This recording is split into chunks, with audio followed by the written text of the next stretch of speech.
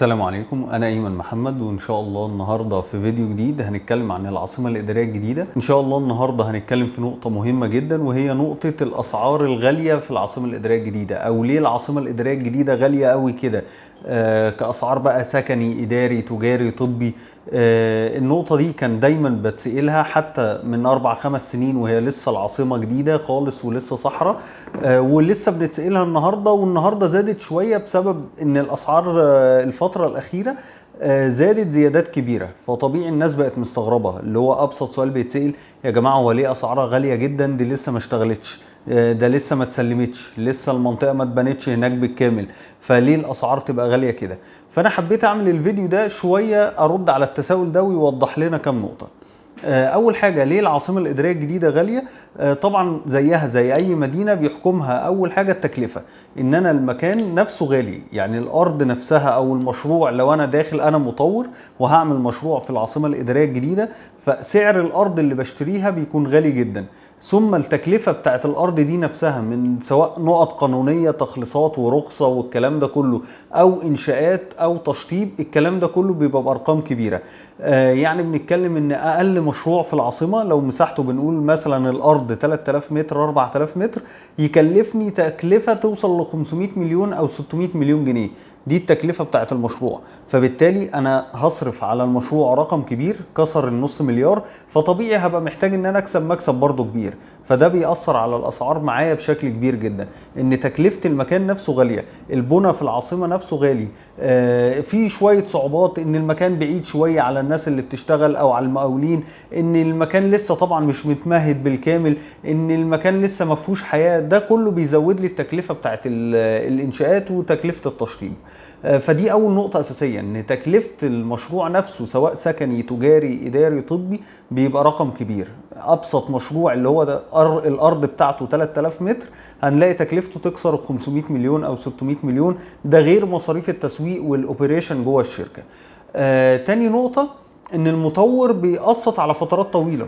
انا النهاردة الوحدة بتاعتك دي انت ما بتدفعش ثمنها كاش، فبالتالي انت بتقسط 6 سنين 7 سنين، فلازم المطور يكون عامل حساب التضخم، فرق القيمة بتاعت العملة. انا لو خدت منك النهاردة مليون جنيه قيمتهم حاجة، ولو خدتهم على 7 سنين قيمتهم حاجة تانية. فبيبدأ يحط، مش هنقول فوائد، بس بيحط التكلفة او المكسب الفعلي، اللي هو خلاص انا فلوسي ما باخدهاش كاش. طب لو انا خدتهم النهاردة قيمتهم مليون، في خلال ال7 سنين في 20% تضخم، يبقى الطبيعي ان هم يزيدوا مثلا 100%، يبقى المليون دي اخدها 2 مليون، اخدها 2 مليون 200. ليه؟ عشان انا ما بحصلش الفلوس كاش.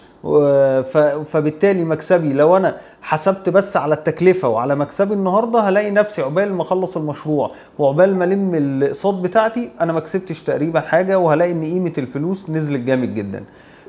تالت سبب، ان طبعا بسبب ان هو بياخد فلوسه على فترات طويله، هو ما بيسلمش المشروع فوري، وحتى لو قال انا عايز اسلم فوري مش هيقدر، لان في اجراءات لازم يخلصها الاول، زي الورق القانوني، الرخصه، الكلام ده كله، ثم يبدا في الانشاءات بتحتاج وقت طويل، فهو غصب عنه هيبني المشروع على الاقل من 2 ل4 سنين، وممكن يكون اطول من كده كمان شويه.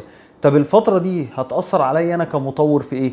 أول حاجة، أنا ما باخدش فلوسي كاش في إيدي، فبالتالي أنا معيش السيولة اللي تخليني أضخ على فترات قليلة، لا أنا ببني على فترات طويلة 3 سنين أو 4 سنين. فالبنى ده بيأثر عليا إن الأسعار بتزيد. لو أنا النهاردة مثلا بنفذ مشروع وكنت حاسب إن الحديد ب10,000 جنيه الطن، فجأة هلاقيه ب30,000، وعقبال ما أعدي سنة واتنين من المشروع. فانا لو حاسب التكلفه الفعليه للمشروع النهارده، لو هيتبني النهارده كله مره واحده في يوم واحد، مثلا 500 مليون، في الفتره اللي انا باخدها السنتين 3 او ال4 سنين وانا بنفذ، الاسعار دي بتزيد عليا، فبلاقي التكلفه الفعليه للمشروع لو انا كنت حاسبها 500 مليون او 600 مليون، وصلت معايا مثلا ل 900 مليون، وصلت لمليار بسبب التضخم. فلو انا كنت عامل حسابي ان انا الوحده دي مكلفاني مليون جنيه وانا هقسطها، فانا عايز اكسب عليها مليون جنيه مقابل ان انا بقسطها ومكسبي والكلام ده كله، بحسب كمان فكره ان الاسعار اللي هتزيد عليا دي، ان التكلفه الفعليه لو هي النهارده مليون جنيه للوحده، هلاقيها بقت 1,500,000. فبالتالي بزود برضو زياده عشان اعمل حساب للزيادات اللي هتحصل عليا في التكلفه، عشان اقدر ان انا اكون مأمن نفسي. فدي تالت نقطة تخلي الأسعار تبقى زيادة شوية في العاصمة الإدارية الجديدة. رقم واحد قلنا التكلفة بتاعت المكان نفسه إن هي تكلفة كبيرة. رقم اتنين إن المطور ما بياخدش فلوسه كاش، بياخدها أقساط، فبالتالي بيعوض التضخم وقيمة الفلوس، بيزود بيهم السعر شوية. تالت نقطة ان التكلفة اللي بيحسبها النهاردة فعلية مع الوقت بتزيد عليه، لان هو بيسلم بعد 3 سنين او 4 سنين، فلازم يعمل حساب التكلفة دي، فبالتالي بتبقى الاسعار ازيد شوية. تالت نقطة ودي النقطة بقى المهمة، ان قيمة المكان نفسه. وقيمة المكان نفسه هنا معناها ايه؟ معناها ان انا كمطور وانا ببيع لك الوحده، انا عارف قيمه الوحده اللي انا ببيعها لك، عارف قيمه المدينه اللي انا شغال فيها، عارف مميزات المنطقه ومميزات المشروع اللي انا ببيعه لك. فطبيعي لو انا ببيع لك منتج انا عارف انه مميز وعارف انه كويس، فانا لازم احط له فاليو واحط له قيمه. انا ببيع لك حاجه انا عارف انك هتكسب منها وهتكسب منها ارقام كبيره، فلازم يبقى الحاجه دي غاليه مش رخيصه. انا النهارده لما ببيع لك وحده، وده مثال حصل فعليا في العاصمه الاداريه الجديده، ان احنا الناس اللي كانت بتشتري في العاصمه من 4 سنين كسبت عن الناس اللي اشترت النهارده، والناس اللي هتشتري النهارده هتكسب اكتر من اللي هيشتري بعد 3 4 سنين قدام، وهكذا. فهو المطور عارف المتر اللي انا ببيعه لك النهارده. ولنفترض في الاداري كنا بنتكلم اول ما بدا الداون تاون مثلا كان الاداري ب 20000 جنيه المتر و25000 جنيه المتر. النهارده الداون تاون اقل سعر 65000 جنيه و70000 جنيه للمتر. يعني بنتكلم اللي اشترى من سنتين او 3 بس كسب تقريبا 3 اضعاف سعر وحدته، وهو هتلاقيه لسه ما خلصش الاقساط بتاعتها. اللي هيشتري النهارده المتر ب 60 وب 65 وب 70000 للاداري في الداون تاون، بعد 3 4 سنين هنلاقي المتر ب 100 وب 120000، فبرضه هيكسب، وهكذا. انا كل ما بستنى على العقار ده انا بكسب فيه في القيمه الفعليه بتاعته. ده رقم واحد. المكسب التاني بالنسبه لك ان انت بتأجر المكان اللي انت بتشتريه النهارده وبتدفع له اقساط، هتستلمه بعد 3 سنين بعد 4 سنين، هتبدأ تشتغل، هيجي لك عائد مستمر اللي هو بنقول عليه الدخل السلبي، اللي هو خلاص انا ما بعملش مجهود، مش محتاج مني حاجه، انا عندي مكان، المكان ده مثلا 50 متر اداري، اقل ايجار للاداري النهارده بنتكلم 600 جنيه المتر. يعني لو انا معايا بس مكتب صغير 50 متر هلاقيه بيجيب لي شهريا 30000 جنيه، لو ما كانش ازيد من كده. طبعا كل ما التميز زاد كل ما هلاقي قيمه الايجار اللي بتجيلي عليت. فانا المطور عارف ده، وعارف انك هتأجر بارقام كبيره، وعارف ان هيحصل فرق سعر، وان انت هتكسب من فرق السعر ده، وهتكسب وانت لسه ما خلصتش اقساطك.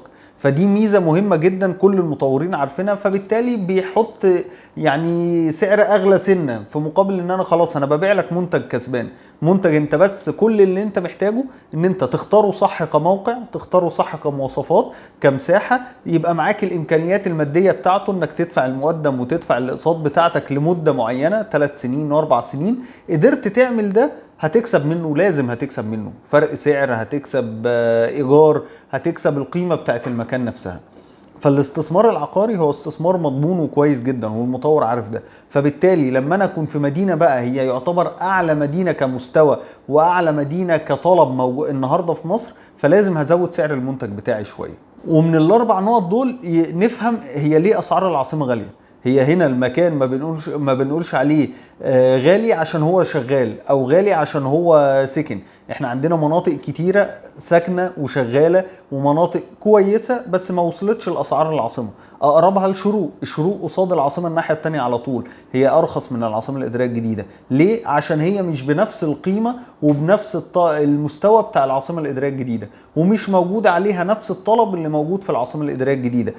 فهي فكرة ان المنطقة ساكنة هي طبعا دي حاجة مميزة، بس في منطقة ممكن تبقى لسه مش ساكنة ولسه مش شغالة وتكسبك احسن من المناطق اللي ساكنة وشغالة، بس بشرط اساسي ان انت يبقى معاك الامكانيات المادية ليها وتقدر تصبر عليها. دايما انا كلمة بقولها لاي عميل بيشتري معايا، بقول له انت كل ما صبرت على العقار بتاعك كل ما كسبت اكتر. انت لو مشتري واستنيت 3 سنين بعد كده بعت هتكسب، بس اللي اشترى منك لما يصبر 3 سنين هيكسب هو كمان، وهكذا. السايكل بتاع اسعار العقارات او زياده اسعار العقارات هي مستمره ما بتوقفش، وخصوصا عندنا هنا في مصر. لو بقى ما بعتش هقدر اكسب عن طريق الايجار. يعني لو انا اشتريت واستنيت 3 سنين وبعت ريسيل، اللي اشترى مني ده هيستنى سنه سنتين وهيبدا يشتغل، هيجي له عائد مستمر. العائد ده بتقدر انك توظفه بقى في حياتك الشخصيه، تقدر انك توظفه انك تشتري بيه عقار تاني. بيبقى خلاص انت زودت دخلك. لو انا دخلي الشهري بقول انا بقدر اوفر 40 50 الف جنيه على جنب، انا بقى عندي عقار بيجيب لي 40 50 الف جنيه عليهم، فبدل ما انا دخلي 50 بقى 100. هي دي الفكره من العقارات، مش بس ان انا استنى السعر يزيد وابيع بمكسب، لا، ان انا استنى المكان يشتغل وابدا اجر، هلاقي نفس العائد بتاعي والمكسب بتاعي احسن واحسن. فدي كده تقريبا النقط اللي توضح لنا هي ليه العاصمه الاداريه الجديده غاليه، وليه الاسعار فيها وصلت للمرحله دي.